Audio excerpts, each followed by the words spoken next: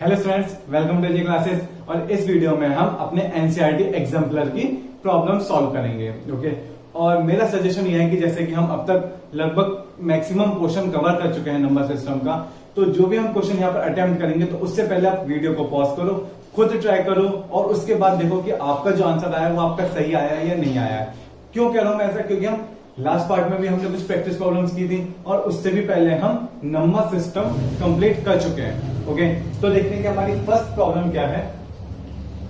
Every rational number is a 4 options दिए हैं और आपको चूज करना है कि कौन सा ऑप्शन मोस्ट अप्रोप्रिएट है।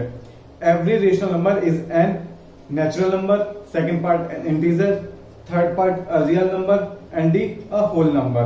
तो रेशनल नंबर किस कैटेगरी में आता है? नेचुरल नंबर की कैटेगरी में, या फिर इंटीजर की कैटेगरी में, या रियल नंबर की, या फिर होल नंबर की कैटेगरी में।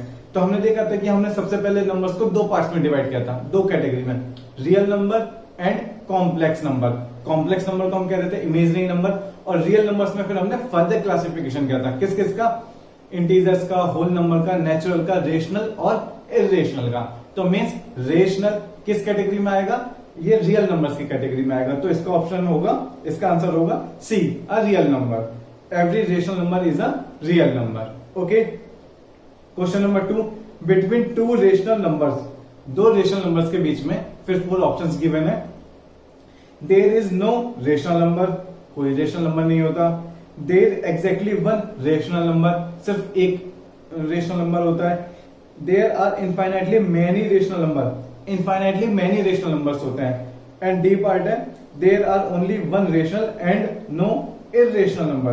तो 2 रेशनल नंबर्स के बीच में, 2 रेशनल नंबर्स के बीच में कितने रेशनल नंबर्स होते हैं? इनफाइनाइट होते हैं। सपोज दैट कोई भी 2 नंबर ले लीजिए, 2 और 3, 2 हमारा रेशनल है, 3 भी रेशनल है। अब इन दोनों रेशनल के बीच में रेशनल नंबर्स कितने हो सकते हैं? इनफाइनाइट हो सकते हैं। 2.1, 2.2, 2.3, 2.11, 2.12, इस तरह से आप कितने भी रेशनल नंबर 2 रेशनल नंबर के बीच में इंसर्ट कर सकते हैं। तो इसका आंसर होगा सी।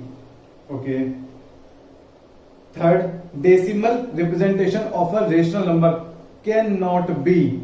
ए ऑप्शन है टर्मिनेटिंग, बी ऑप्शन है नॉन टर्मिनेटिंग, सी ऑप्शन है non terminating repeating and D option है नॉन टर्मिनेटिंग नॉन रिपीटिंग। तो रेशनल नंबर का जो डेसिमल एक्सप्रेशन है, डेसिमल रिप्रेजेंटेशन है, वो कैसा था? कैसा था हमारा? या तो वो टर्मिनेट हो जाएगा या फिर कैसा होगा? रिपीटिंग होगा।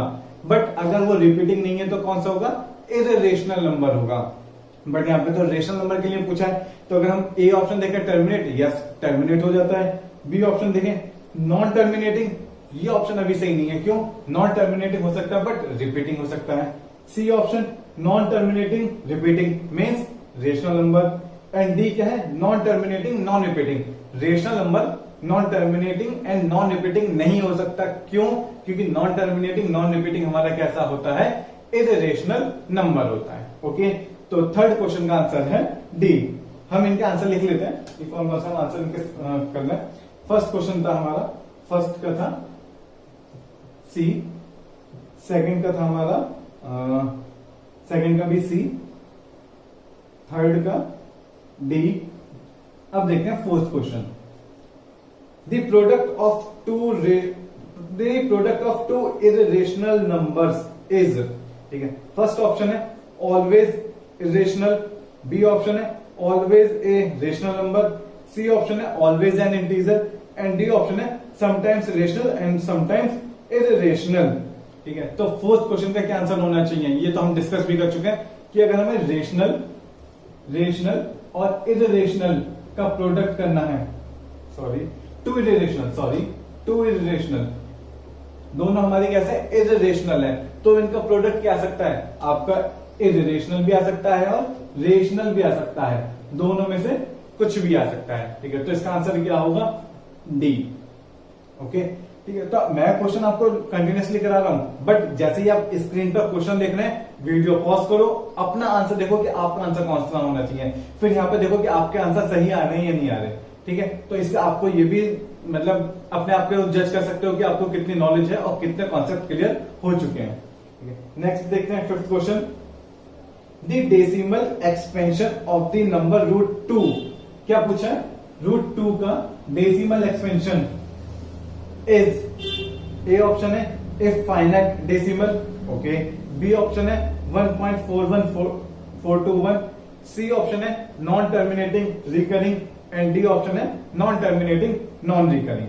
ओके, तो कई बार हम क्या होता है कि √2 की वैल्यू याद रख लेते हैं कितनी, 1.414, बट ये यहाँ पर टर्मिनेट नहीं हो रही होती है, इससे भी आगे होती है। और हमें ये भी पता है कि √2 कैसा नंबर है, इररेशनल नंबर है। तो इसका मोस्ट एप्रोप्रिएट आंसर क्या होगा, बी या डी? इसका होगा, फिफ्थ का होगा आंसर डी, क्योंकि इररेशनल नंबर है और irrational number non terminating and non recurring होते हैं।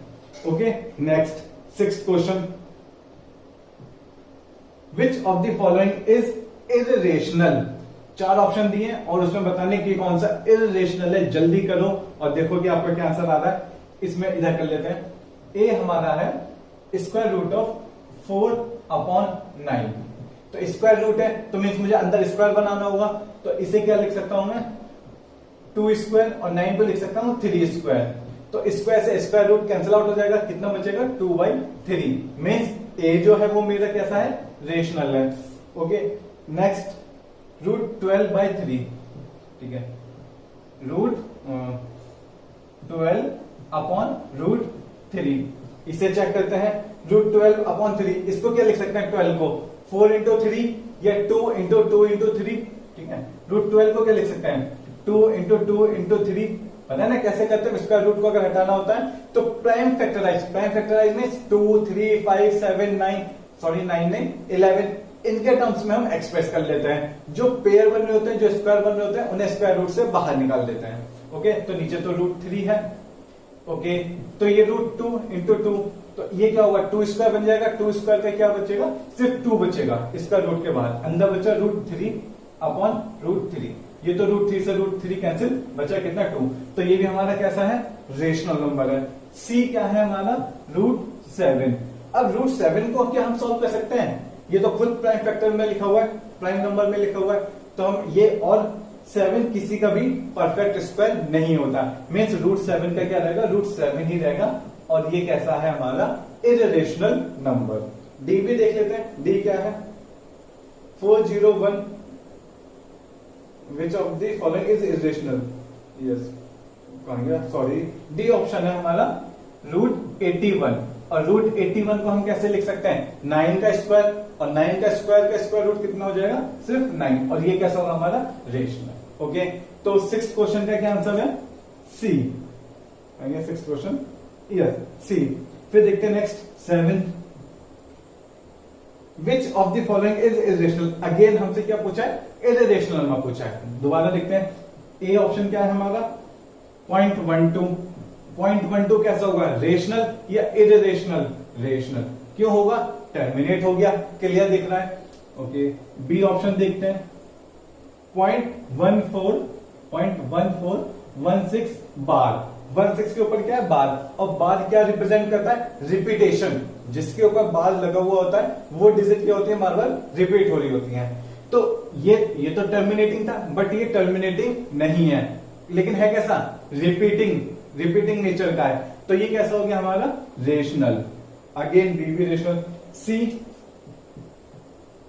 0.1416, इस बार तो ये सब रिपीट हो रहे हैं, तो ये भी कैसा है हमारा, रिपीटिंग नेचर का, तो ये कैसा हो गया हमारा, रेशनल।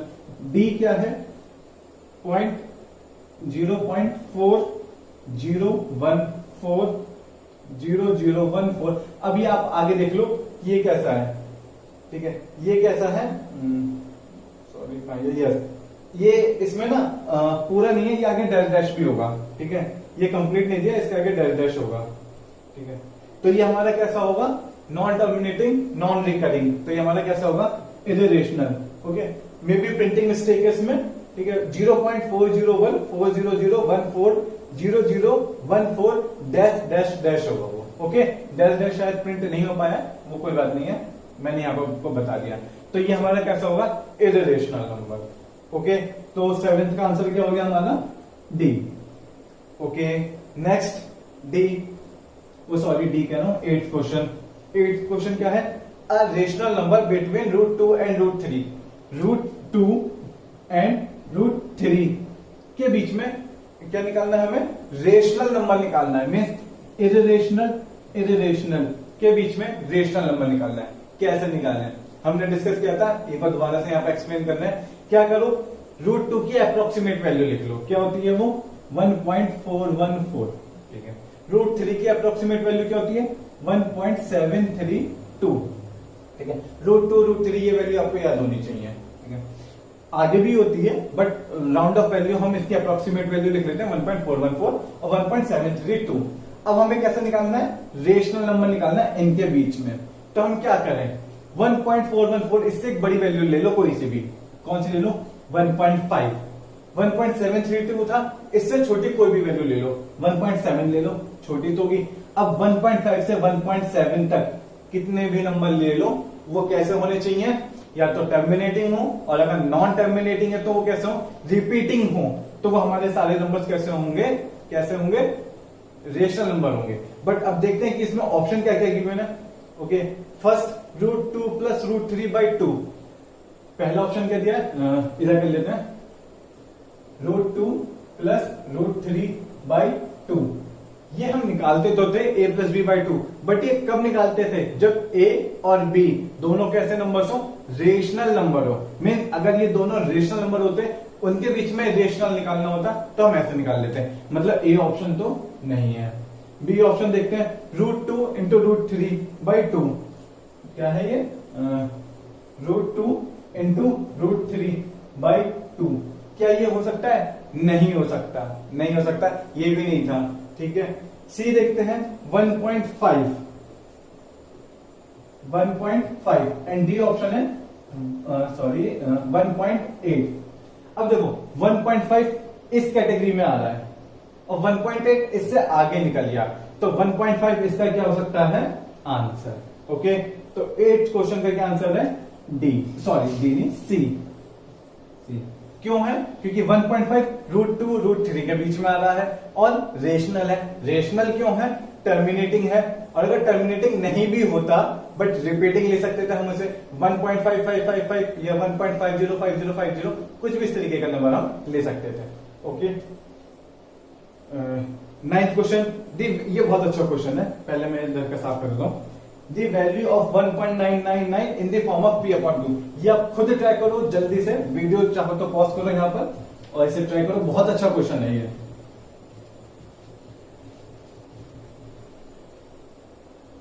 दी वैल्यू ऑफ 1.999, तो हम क्या करें इसे 1.9 बार लिख सकते हैं, कोई प्रॉब्लम नहीं है।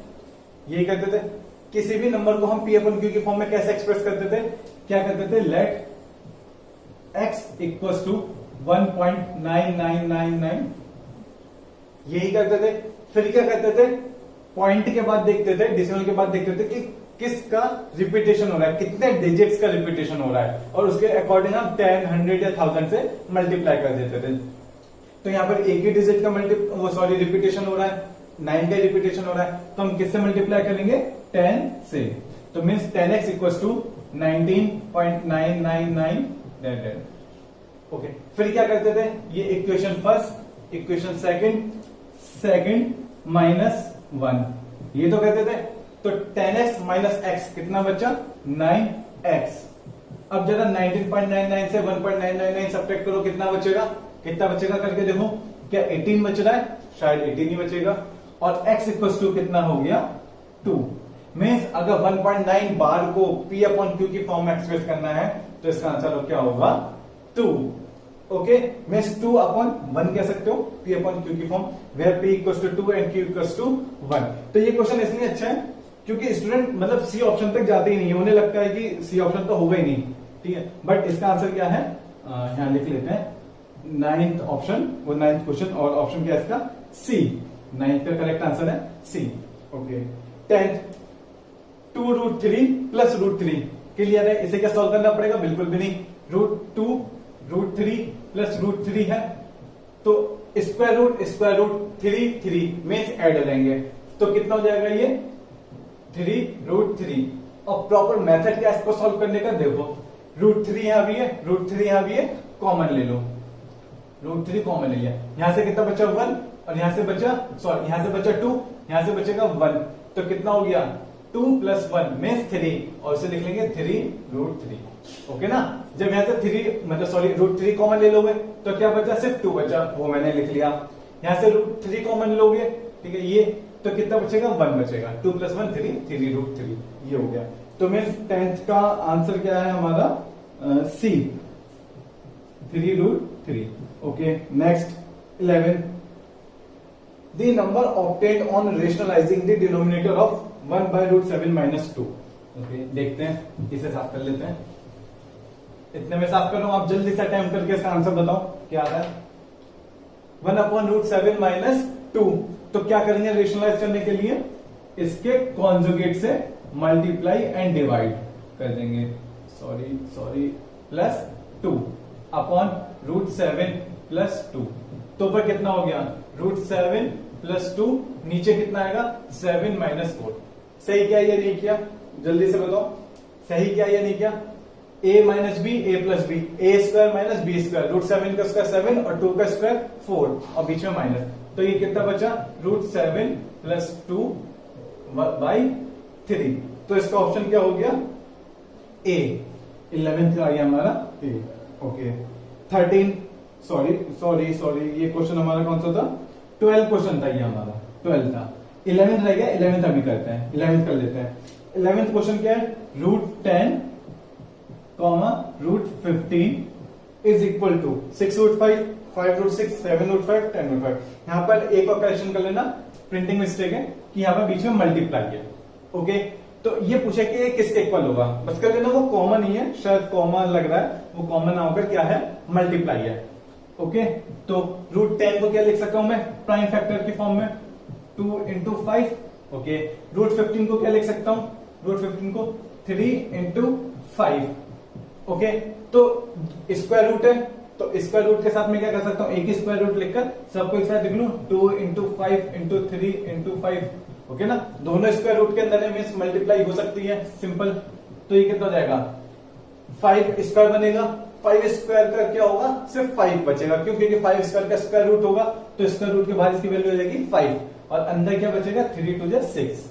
ओके, ठीक है ना, मींस 5 और 5 मिलकर एक पेयर बना लेंगे स्क्वायर का, और वो स्क्वायर रूट के बाहर आ जाएगा, और 2 3 = 6, इनका कोई पेयर ही नहीं बना, तो 5√6 यही आंसर होगा। क्या ऑप्शन है इसका, ए या बी, यस बी, 11th का होगा बी। नेक्स्ट 13, 1/√9, ये तो आप कर ही सकते हो, अभी इसमें कोई प्रॉब्लम नहीं है, पहले मैं इधर का साफ कर देता हूं, ठीक है। 1/√9 - √8, 1/√9 - √8 is equal two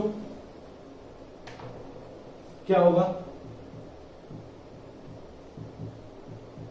into √9 + √8 upon √9 + √8, कितना हो जाएगा, कर दो मल्टीप्लाई, करने की जरूरत पड़ेगी क्या, ओरल कर लेते हैं।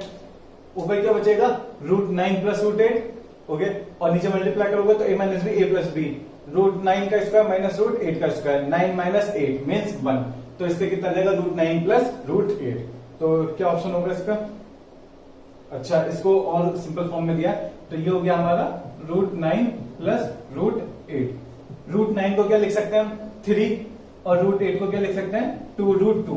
कैसे लिख लिया, √8 को मैं क्या लिख सकता हूं 2 × 2 × 2, तो यहां क्या बन गया 2 स्क्वायर × 2। ओके, तो 2 स्क्वायर का 2 बाहर आ गया, और ये स्क्वायर रूट के अंदर एक 2 ऐसे ही रह जाएगा, ये अंदर वाला 2 कौन सा है, ये वाला।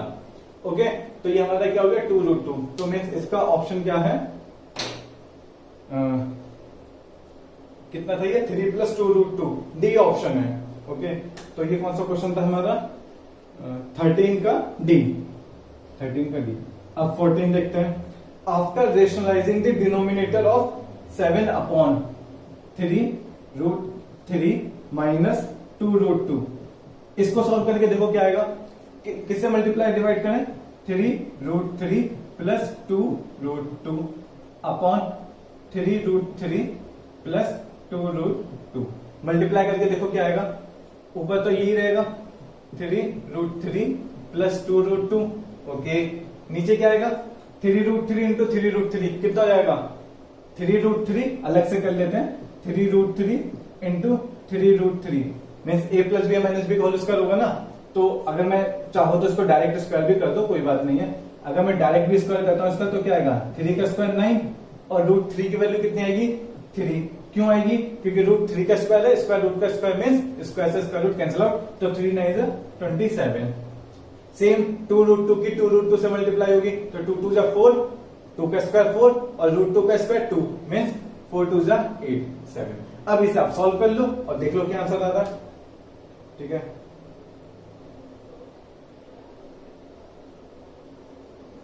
क्या कहां गया क्वेश्चन, क्या क्वेश्चन है हमारा 14। ठीक है, तो 14 का हमारा देखो इसे सॉल्व करने पर कुछ ना कुछ आएगा। 27 माइनस 8 कितना बचेगा हमारा 27 माइनस 8। इसको मुझे लग रहा है शायद ऑप्शन हमारे गलत गिवन है।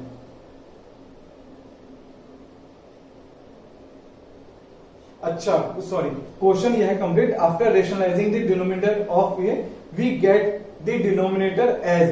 डिनोमिनेटर क्या आएगा, डिनोमिनेटर ये 27 माइनस 8 कितना बचा 19, इसकी वैल्यू कितनी आ रही है 19। तो मीन्स इसका आंसर क्या हो गया 14 का बी। ओके, मुझे लगा पूरे क्वेश्चन पूरे इसकी वैल्यू पूछे, पूरे वैल्यू नहीं, बस डिनोमिनेटर पूछा था, रेशनलाइज करने के बाद क्या आएगा, तो बस वो कितना बचेगा हमारा 19। ओके, नेक्स्ट क्या है 15 क्वेश्चन। 15 क्या है the value of √32 plus √48 upon √8 plus √12। ये बताओ कितना आएगा, जल्दी से स्टार्ट करो, स्टार्ट कर दो क्वेश्चन करना। क्या कर सकते हैं √32 अपॉन √32 प्लस √48 अपॉन √8 प्लस √12। तो क्या हो जाएगा √32 मीन्स कितना हो जाएगा ये 32 को प्राइम फैक्टराइज के फॉर्म में लिख लो, देन √48 को भी लिख लो, 8 को भी लिख लो, 12 को भी। इस तरह से लिखकर पहले हम इन्हें सिंप्लीफाई कर लेते हैं। ओके, तो अगर मैं सिंप्लीफाई करना चाहूं तो √32 को कैसे लिख सकता हूं 2 into 2, 2 to the 4, 2 to the 8, 2 to the 16, 2 to the 32 means एक पेयर ये बनेगा, एक पेयर ये बनेगा। ठीक है, तो इसमें से कितना बाहर आएगा 2 यहां से आएगा, 2 ये बाहर आएगा और ये वाला 2 इसका रूट के अंदर आ जाएगा मीन्स 4√2। अब √48 को देखते हैं क्या लिख सकते हैं, √48 को क्या लिख सकते हैं 2 to the 4, 2 to the 8। ठीक है, 8 सीधा 48 होता है तो इंटू 2 इंटू 3 चेक करो, 2 to the 4, 4 to the 8, 8 3 जा 24 मीन्स एक 2 और आएगा, 2 to the 4, 4 to the 8, 8 to the 16, 16 3 जा 48। ओके, तो इसमें से बाहर क्या आएगा, एक 2 का पेयर ये बन रहा है और एक इस वाले 2 का इस वाले 2 के साथ पेयर बन जाएगा 2 स्क्वायर इंटू 2 स्क्वायर। तो एक 2 तो ये बाहर आएगा, एक 2 इसमें से बाहर आएगा और यहाँ कितना बचा स्क्वायर रूट के अंदर 3 मीन्स ये कितना हो गया 4√3। ओके, तो मैं √32 को क्या लिख सकता हूँ 4√2 एंड √48 को क्या लिख सकता हूँ 4√3 अपॉन √8 को क्या लिख सकता हूं मैं √8 को 2√2। ओके, प्लस √12 को क्या लिख सकता हूं 4 इंटू 3 और 4 का 2 बाहर आ जाएगा इसका रूट के बाहर, तो ये बचेगा 2√3 ये आ गया। ओके, मैंने क्यों किया ये, अब इसके बाद में थोड़ा सिंप्लीफाई हो जाएगा क्योंकि 30 to 48 अगर मैं √8 माइनस √12 से मल्टीप्लाई डिवाइड करता ना तो ऊपर जो मल्टीप्लाई होती है वो थोड़ी सी कॉम्प्लिकेटेड हो जाती, तो मैंने इजी बनाने के लिए इनको सिंपल फॉर्म में लिख लिया पहले। ओके, तो अब इसे करते हैं कुछ कॉमन आ रहा है क्या, यस 2 कॉमन आ जाएगा, तो 2 कॉमन आ जाएगा तो यहाँ कितना बचेगा, ऊपर से तो पूरा 4 कॉमन आ गया। ठीक है, तो 2√2 प्लस √3 ओके सॉरी 4 कॉमन आएगा और नीचे से 2 कॉमन आ गया तो √2 प्लस √3 ये तो पूरा कैंसिल हो गया, 2 2 जा 4 मीन्स 2। तो क्या था ये क्वेश्चन हमारा, क्वेश्चन नंबर 15। ठीक है, तो इसकी वैल्यू पूछी थी, इसको ये नहीं कहा था कि रेशनलाइज करना है या कुछ करना है। ठीक है, सीधे इनकी वैल्यू पूछी थी, तो इसका आंसर क्या हो गया हमारा बी। कौन सा क्वेश्चन था हमारा 15 का बी। नेक्स्ट देखते हैं 16। ओके, इफ √2 ये बहुत अच्छा क्वेश्चन है। ठीक है, if √2 equals to 1.4142 dash dash dash then you have to find out the value of √2 - 1 upon √2 + 1 का स्क्वायर रूट। ओके, अच्छा क्वेश्चन है ये। तो देखो इसे कैसे करेंगे, क्या है ये हमारा बोलेगा square root two minus one upon root two plus one, यही हमारा यस इज इक्वल टू। अब कभी भी ऐसा क्वेश्चन आ जाए, ठीक है, ये अंदर वाली फॉर्म तो कुछ ऐसी लग रही है कि जैसे हम रेशनलाइज करते थे, क्योंकि अगर मुझे इससे की डायरेक्ट वैल्यू भी पूछी गई है ना और मैं रूट टू की वैल्यू भी रख दूंगा तो बहुत कॉम्प्लिकेटेड हो जाएगा। क्यों 1.414 minus one upon 1.414 plus one पूरे का स्क्वायर रूट, तो वो वैल्यू तो मैं कैलकुलेट नहीं कर पाऊंगा।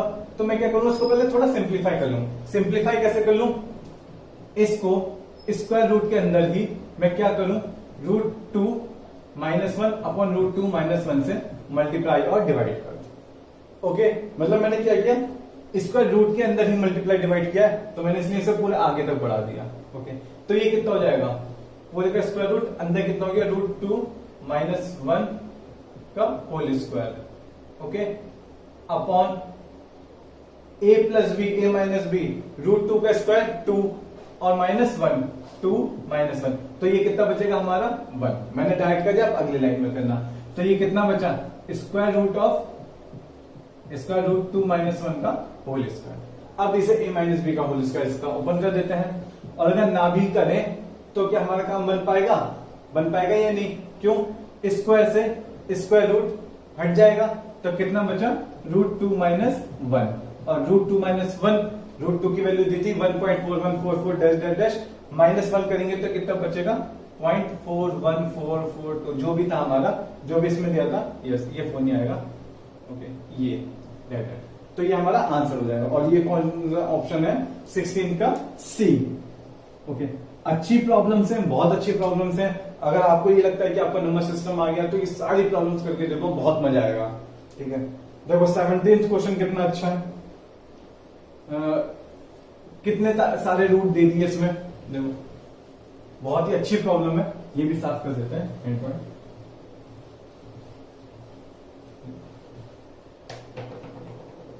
इसलिए एग्जाम्पलर की प्रॉब्लम थोड़ी टफ होती है, एक अलग लेवल की होती हैं। ओके, एनसीईआरटी की तो प्रॉब्लम सिंपल्स होती हैं, बट अगर आप एग्जाम्पलर की प्रॉब्लम्स देखोगे तो बहुत अच्छे लेवल की होती हैं। और अगर आपको वाकई में अपने कॉन्सेप्ट क्लियर करना है और थोड़ा एडवांस से सीखना है तो ये प्रॉब्लम्स जरूर डिस्कस करो, मतलब सॉल्व करो।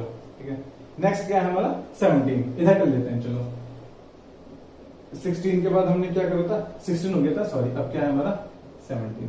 ओके, 17 करते हैं। 17 क्या है, fourth root cube root then 2 square is equal to क्या दिया है, 2 की पावर माइनस 1/6, 2 की पावर -6, 2 की पावर 1/6 एंड 2 की power 6।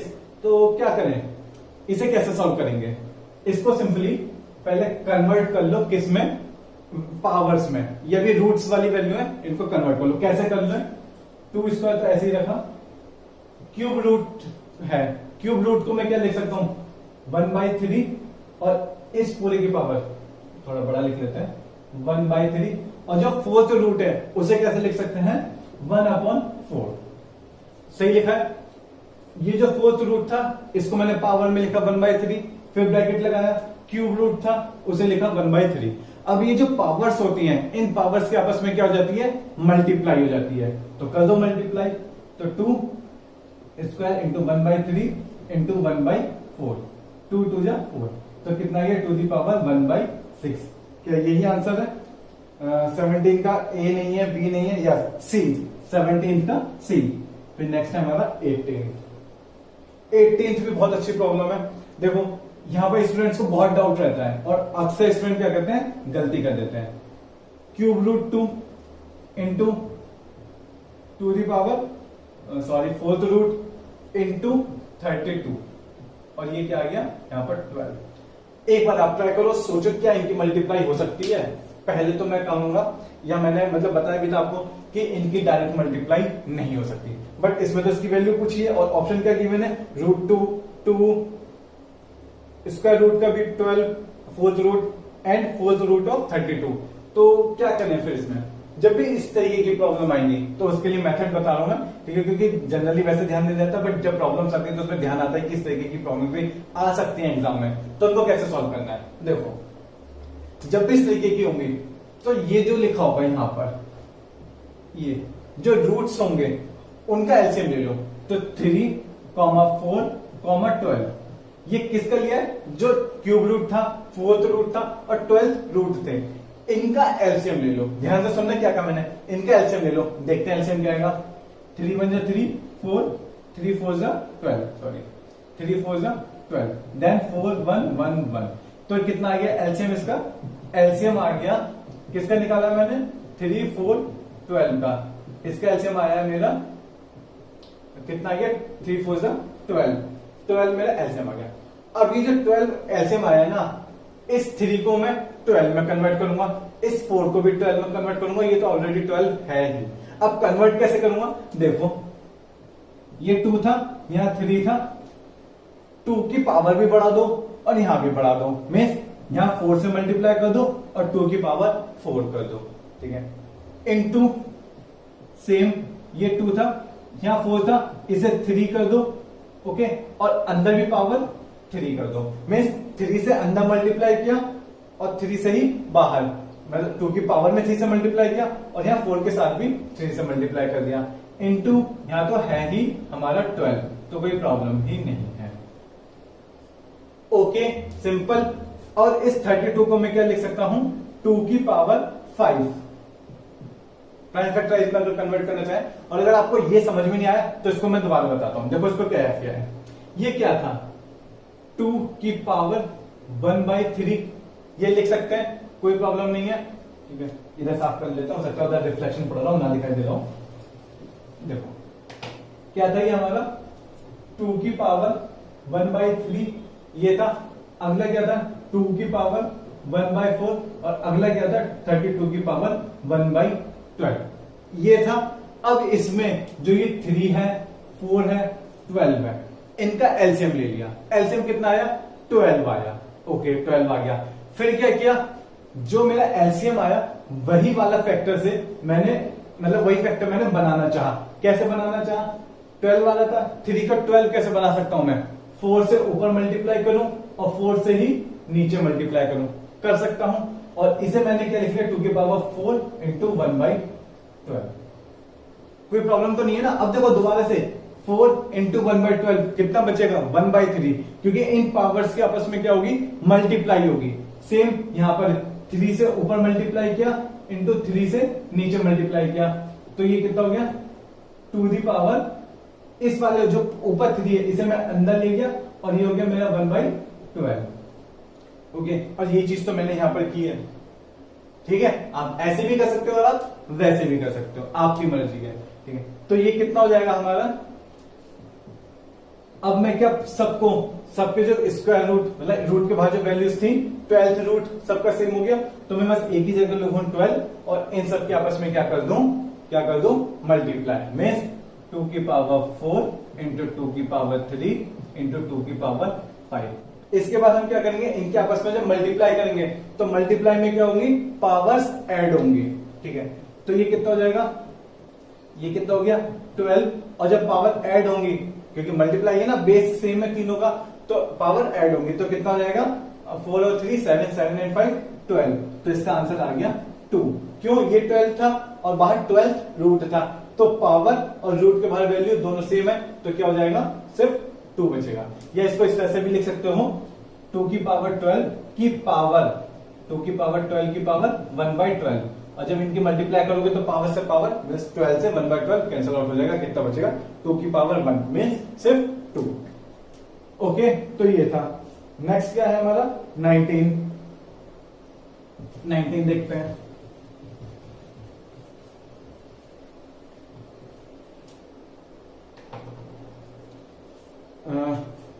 Fourth root of 81 to the power -2।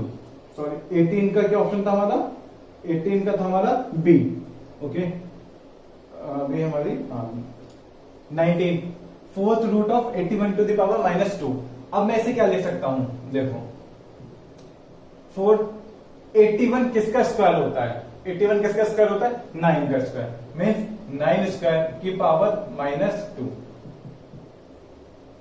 Fourth root 9 to the square की पावर -2, इन पावर के आपस में क्या हो जाएगी? मल्टीप्लाई हो जाएगी, तो ये कितना हो गया? -4।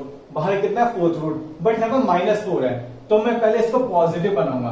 पॉजिटिव कैसे बनाऊं, ये 4 है और मुझे पता है अगर मैं इसको नीचे ले जाऊंगा तो ये पावर प्लस हो जाएगी। क्यों, अगर a to the power x है तो वो 1/a to the power -x होता है, और अगर a to the power -x है तो इसे 1/a to the power x लिख सकता हूं।